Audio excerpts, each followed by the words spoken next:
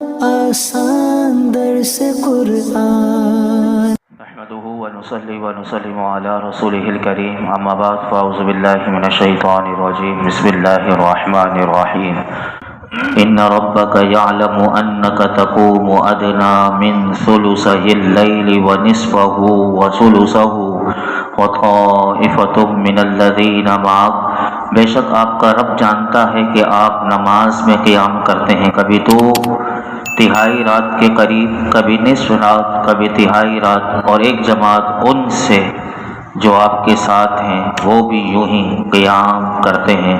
واللہ یقدر اللیل والنہار، اور اللہ تعالیٰ ہی چھوٹا بڑا کرتا ہے رات اور دن کو۔ علم ان لن تحصوه فتاب علیکم فاقرؤوا ما تیسر من القرآن، وہ یہ بھی جانتا ہے کہ تم اس کی طاقت نہیں رکھتے تو اس نے تم پر مہربانی فرمائی، بس تم اتنا قرآن پڑھ لیا کرو جتنا تم آسانی سے پڑھ سکتے ہو۔ علم ان سیکون منکم مرضی، وہ یہ بھی جانتا ہے کہ تم میں سے کچھ بیمار ہوں گے، اور اسے وہ مقدار بھی معلوم ہے کہ جس میں تم سوتے ہو، اور اسے یہ بھی معلوم ہے کہ اے مسلمانوں کہ تم رات کا شمار نہیں کر سکو گے، کیونکہ اس زمانے میں رات کا حساب کتاب لگانے کے لیے کوئی وہ اندازہ مقرر کرنے کا کوئی گھڑی وغیرہ کا سسٹم وغیرہ نہیں تھا، تو اللہ رب العالمین نے فرمایا تم رات کا شمار نہیں کر سکو گے اور اس کے اوقات کی تعیین نہ کر سکو گے، تو اللہ تبارک و تعالی نے اپنی مہربانی سے تم پر رجوع فرمایا اور تم سے مشقت کو دور کر دی۔ لہذا اب نماز کے دوران قرآن میں سے جتنا تم پر آسان ہو فرمایا اتنا پڑھو، اور رات کا جو لمبا قیام ہے یہ تم سے معاف ہے۔ اب دیکھیے کتنا اللہ نے کرم کر دیا، اگر قرآن میں سے اگر لمبا قیام ہوتا جیسے نماز تراویح میں ایک رکوع، جیسے 27 روزہ کا قرآن پاک کو تو ایک رکوع یا کبھی 2 رکوع، ورنہ سوا سپارے میں بالکل 20 رکعت میں 20 رکوع ہی تقریباً ہوتے ہیں، لیکن وہ ہمارے لیے کتنی بھاری پڑ جاتی ہیں ہماری عوام کے لیے، لیکن دیکھیے کہ اگر لمبا قیام ہوتا تو کتنا انسان دشواری میں ہو جاتا۔ اسی لیے فرمایا کہ رب نے تم پر اپنی مہربانی سے رجوع فرمایا اور تم سے مشقت کو دور کر دیا، لہٰذا اب نماز کے دوران قرآن میں سے جتنا تم پر آسان ہو اتنا پڑھو، اور رات کا لمبا قیام معاف ہے۔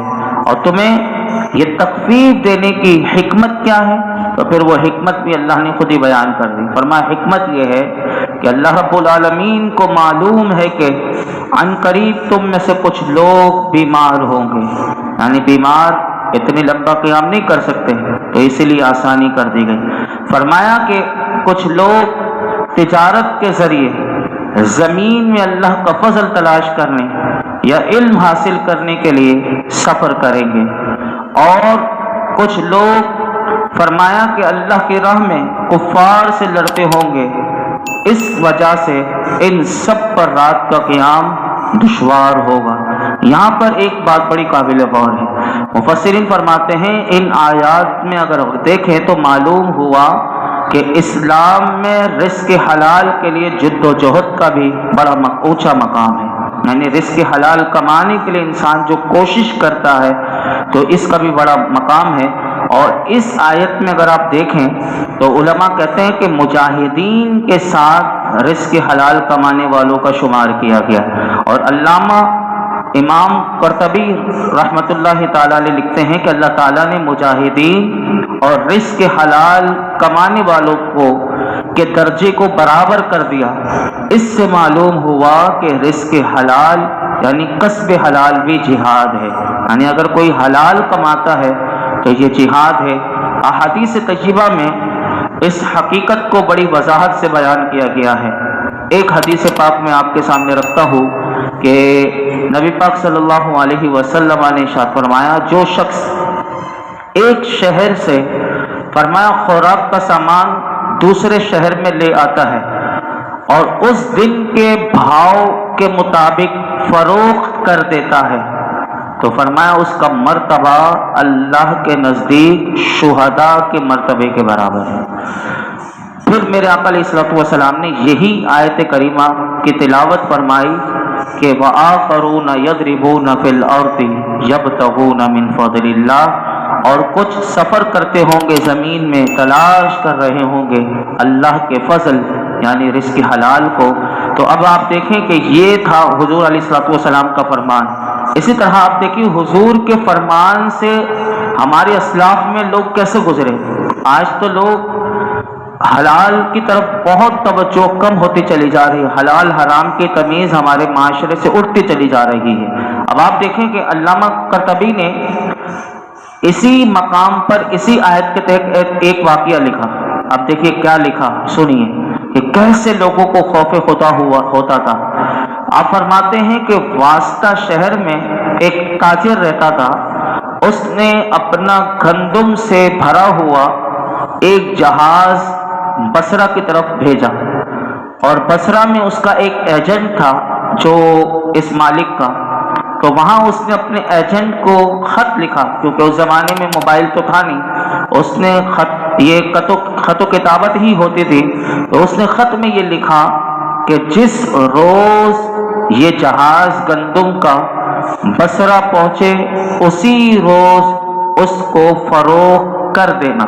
یعنی اس نے لکھ کر آرڈر دے دیا کہ جیسے یہ جہاز پہنچے اس دن کا جو ریٹ ہو اسی دن کے ریٹ کے حساب سے اسے فروخت کر دینا۔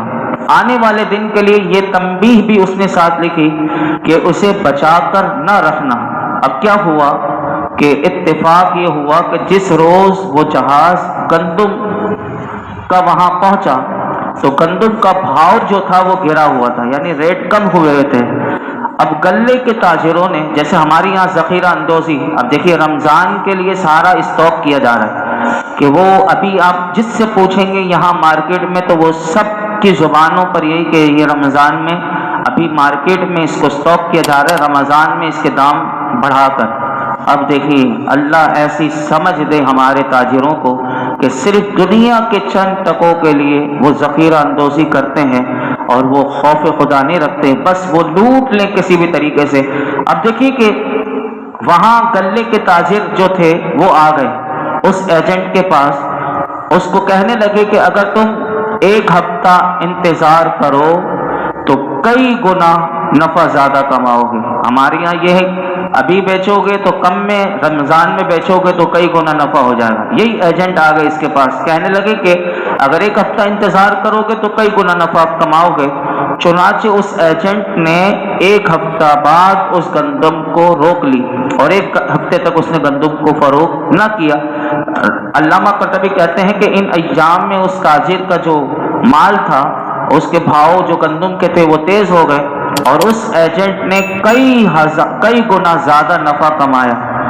اب اس نے اپنے مالک کو صورتحال لکھ کر بھیجی۔ اب دیکھیے تھا ایجنٹ لیکن سچا کتنا بھی تھا یہ بھی دیکھیے، اس نے غلطی کی ہے لیکن اس نے اپنے مالک کو سب کچھ صورتحال سے آگاہ کیا اور یہ سمجھا کہ میرا مالک مجھ سے بڑا خوش ہوگا کہ میں نے اچھا کام کیا کہ ایک ہفتے بعد کئی گنا نفع زیادہ کما کر بھیجا۔ اللہ اکبر۔ اس تاجر نے اس کو لکھا۔ اب اس کو جب یہ خط ملا تو اس تاجر نے دوبارہ اس ایجنٹ کو کیا خط لکھا۔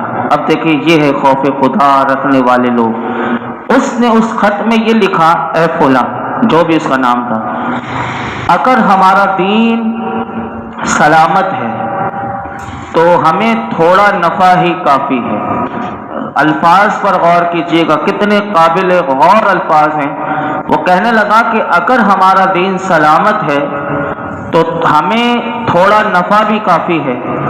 تو نے ہم پر بڑی زیادتی کی، جس وقت میرا خط یہ دوبارہ تجھے ملے تو سارا مال جو تو نے کئی گنا نفع کے ساتھ کمایا ہے اور اصل رقم بھی جو ہے وہ بھی اس میں شامل کر کے فرمایا وہ سارا مال بصرہ کے فقراء میں تقسیم کر دو، اور اس گلے کی ذخیرہ اندوزی کا جو جرم تم نے کیا ہے اس کے مواخذے سے اگر بچ جاؤ تو کافی ہے۔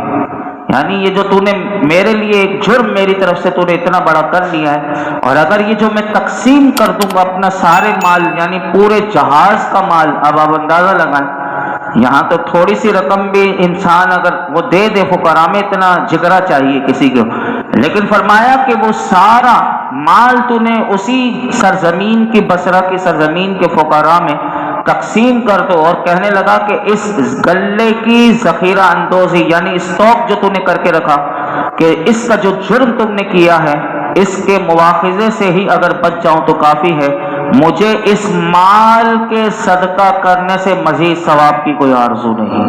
اللہ اکبر۔ یہ ہے وہ خوف خدا رکھنے والے کہ جنہوں نے اس طرح بھی یعنی حلال کمایا اور مخلوق خدا کو کسی بھی طریقے سے نقصان نہیں پہنچایا۔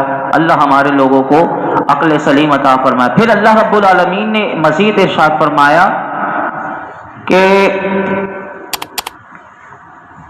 علم حاصل کرنے کے لیے بھی کچھ لوگ سفر کریں گے، تو کچھ لوگ اللہ کی راہ میں کفار سے لڑتے ہوں گے۔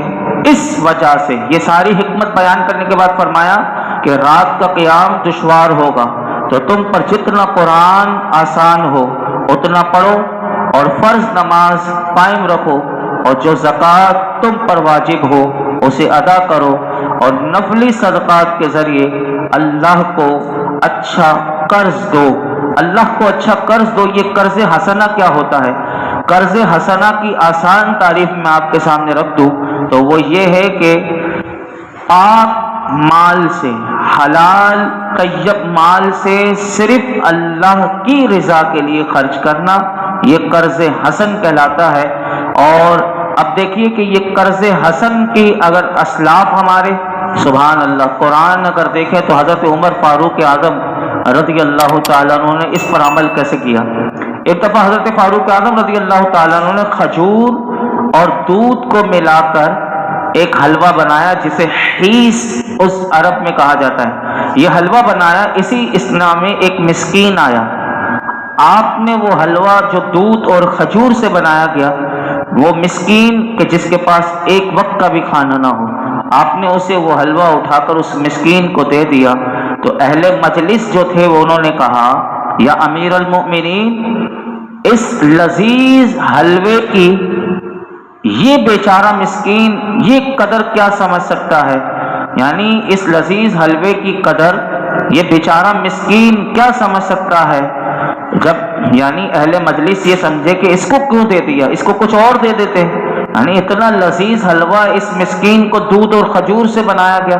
اس زمانے میں آپ اندازہ بھی لگا سکتے ہیں کہ جو مطلب کتنی تنگی کا بھی زمانہ تھا، لیکن اہل مجلس نے جب کہا کہ ہمارے امیر ہیں آپ ہی تناول کر دیتے، لیکن آپ نے جواب کتنا شاندار دیا۔ اللہ اکبر۔ فاروق اعظم کی عظمت پر لاکھوں سلام۔ آپ نے فرمایا لیکن رب المسکین یدری ما ہوا، اگر کیا ہوا، یہ بیچارہ مسکین لذیذ حلوے کی قدر نہیں جانتا، لیکن اس مسکین کا رب تو جانتا ہے کہ یہ کیا ہے۔ یعنی میں نے جو دیا ہے میں نے اللہ کے لیے دیا ہے، تو یہ اللہ کے لیے اس طرح دیا کرتے تھے۔ اسی طرح ایک دن رسول اللہ صلی اللہ علیہ وسلم نے، وقت میرا اوپر ہو گیا لیکن کیونکہ یہ آیت کریمہ کو میں سمیٹ دوں، پھر کل انشاءاللہ میں آپ سے معذرت چاہتا ہوں۔ ایک حدیث پاک سنیے کہ میرے آقا علیہ الصلوۃ والسلام نے ایک دن صحابہ کرام میں سے پوچھا کہ تم میں سے کون ہے کہ جس کو اپنا مال، اب اس میں حدیث میں غور کیجیے گا، میرے آقا نے فرمایا تم میں سے کون ہے کہ جس کو اپنا مال اپنے وارث کے مال سے زیادہ پیارا ہو، یعنی اپنا چھوڑ کے اپنے وارث کے مال زیادہ پیارا ہو۔ تو صحابہ کرام نے عرض کی یا رسول اللہ، ہم سب کو اپنا مال وارث کے مال سے زیادہ محبوب ہے، یعنی اپنا مال ہمیں محبوب ہے، وارث کا مال کیوں محبوب؟ تو میرے آقا علیہ الصلوۃ والسلام نے فرمایا سوچو کیا کہہ رہے ہو۔ تو جب حضور نے یہ فرمایا، سب نے عرض کی یا رسول اللہ، ہم تو یہی سمجھتے ہیں کہ ہمیں اپنا مال وارث کے مال سے زیادہ پیارا ہے۔ تو میرے آقا علیہ الصلوۃ والسلام نے سمجھایا، اب دیکھیے حضور نے کیسے صحابہ کو سمجھا۔ حضور نے فرمایا نہیں، تم سب کو اپنا مال سے زیادہ وارث کا مال زیادہ محبوب ہے، یعنی تم سب کو اپنے مال سے زیادہ اپنے وارثوں کا مال زیادہ محبوب ہے۔ تو صحابہ کرام نے عرض کی یا رسول اللہ یہ کیسے؟ یعنی ہمیں اپنا مال زیادہ محبوب ہے، آپ فرما رہے ہیں کہ وارث کا مال زیادہ محبوب ہے۔ اب دیکھیے میرے آقا علیہ الصلوۃ والسلام نے کتنا خوبصورت جواب دیا، فرمایا تمہارا مال تو وہ ہے کہ جو تم اللہ کے راستے میں خرچ کر کے اپنے سے پہلے بھیج دو، اور وارث کا مال وہ ہے کہ جو تم اپنے پاس جمع کر کے رکھتے ہو۔ تو یہ تو مرنے کے بعد تمہارا ہے ہی نہیں، یہ تو وارثوں کا بن جائے گا۔ تو ہم سب کو اپنے وارثوں کا مال سے محبت ہوتی ہے، اسی لیے اللہ رب العالمین نے ارشاد فرمایا کہ جو بھلائی، یعنی تم ایک تو فرمایا کہ وہ وجہ بتا دی کہ ان سب پر یعنی دشوار ہوگی رات کا قیام، اسی لیے فرمایا تم پر جتنا قرآن آسان ہو اتنا پڑھو، اور نماز فرض نماز قائم رکھو، اور جو زکوٰۃ تم پر واجب ہو اسے ادا کرو، اور نفلی صدقات کے ذریعے اللہ کو اچھا قرض دو، اور جو بھلائی تم آگے بھیجو گے اسے اللہ کے پاس بہتر اور بڑے ثواب کی پاؤ گے، اور اللہ عز و جل سے اپنے گناہوں کی بخشش مانگو، لہٰذا بے شک اللہ تعالی تمام گناہ بخشنے والا مہربان ہے۔ اس آیت کریمہ کی تھوڑی سی تفسیر جو ہے انشاءاللہ کل میں آپ کے سامنے عرض کروں گا۔ اللہ رب العالمین ہم سب کو قرآن حکیم کا نور اور اس کا فیضان نصیب فرمائے، اور قرآن حکیم کے ساتھ وابستہ رہنے کی توفیق عطا فرمائے۔ الحمدللہ رب العالمین، والصلاۃ والسلام علی سید الانبیاء والمرسلین وعلی آلہ واصحابہ اجمعین۔ یا اللہ پاک جو کچھ سنا اس میں کوئی غلطی کوتاہی ہو معاف فرما۔ اے اللہ ہم سب کو قرآن حکیم کا نور اور اس کا فیضان نصیب فرما۔ یا رب العالمین ہمیں 5 وقت کی نماز خشوع و خضوع کے ساتھ باجماعت ہمیشہ جب تک ہماری زندگی کی سانسیں باقی ہیں اللہ ہمیشہ قائم و دائم رکھنے کی توفیق عطا فرما۔ اخلاص اخلاص اخلاص عطا فرما، للہیت عطا فرما۔ آج تک ہم نے جتنی دعائیں کی ہیں آئندہ کریں گے تمام دعاؤں کو قبول فرما۔ وصلی اللہ تعالی علی خیر خلق محمد وعلی آلہ وصحبہ اجمعین۔